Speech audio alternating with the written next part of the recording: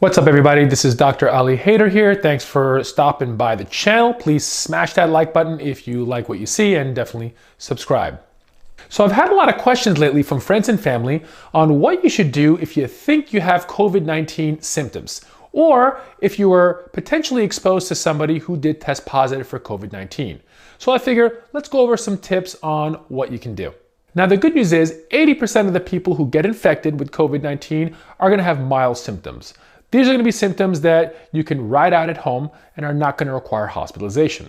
20% of the people who get infected are going to require hospitalization, and a small proportion of those are additionally going to require ICU care and potentially ventilation and a higher level of care. Now again, it's true that most of the people who get really sick and die are older and people with other underlying disorders, but still important to remember that young people can still get very sick. Again, unlikely, but it definitely has been happening. Now let's quickly just review what the symptoms are. Now the symptoms of COVID-19 are really similar to any other viral infection or flu-like symptoms. Now 80% of the people who are presenting with COVID-19 are going to have a fever. This can be a low-grade fever or potentially a higher fever, but that's probably the most common symptom. Second most common symptom is a cough. That cough can be productive of sputum or light sputum, or it could also be a dry cough. Other common symptoms include fatigue, body aches and malaise, okay? And sometimes GI symptoms such as nausea and diarrhea. By and far, those are probably the most common symptoms that we're going to see, but you may have one, you may have all, and occasionally you may have none.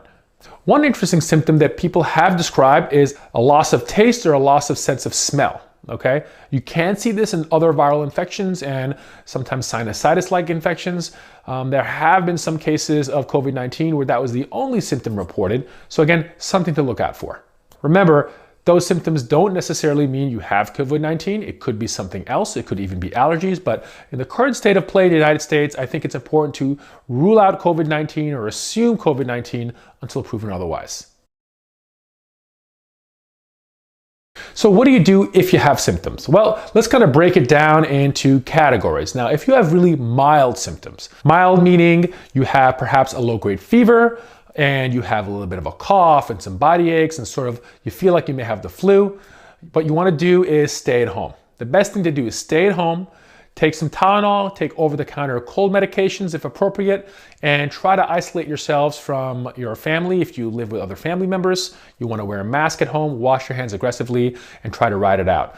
You do want to get in touch with your doctor. It's never a bad idea, and depending on your situation, there may be a role for testing, even with mild symptoms, particularly if you're, for example, a healthcare worker. But by and large, mild symptoms, you're going to stay at home and let it ride out.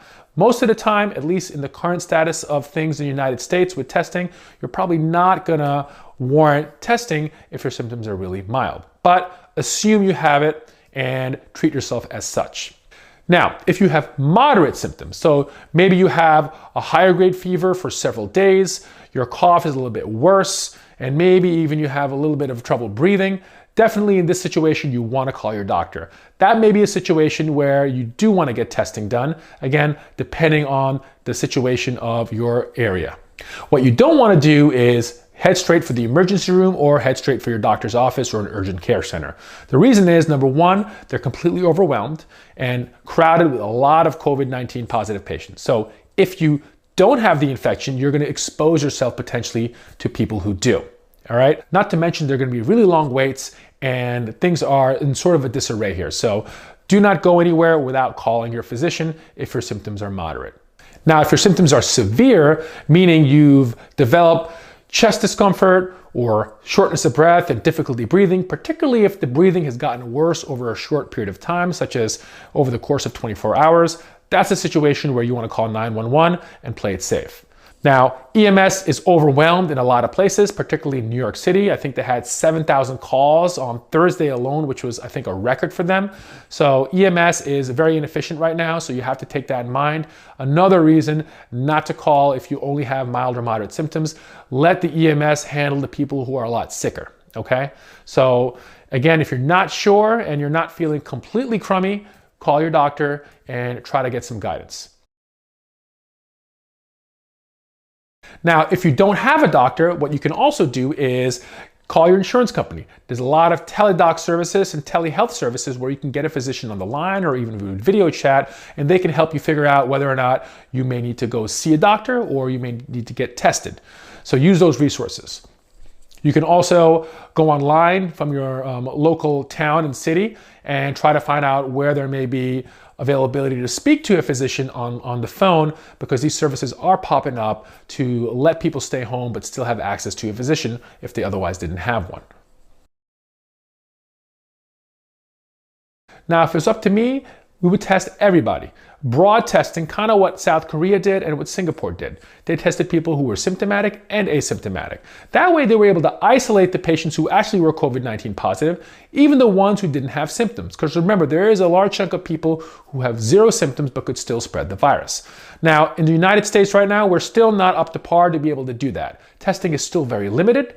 In certain areas, it's more widely available, okay? So what you want to do is definitely find out what the status of testing is in your town.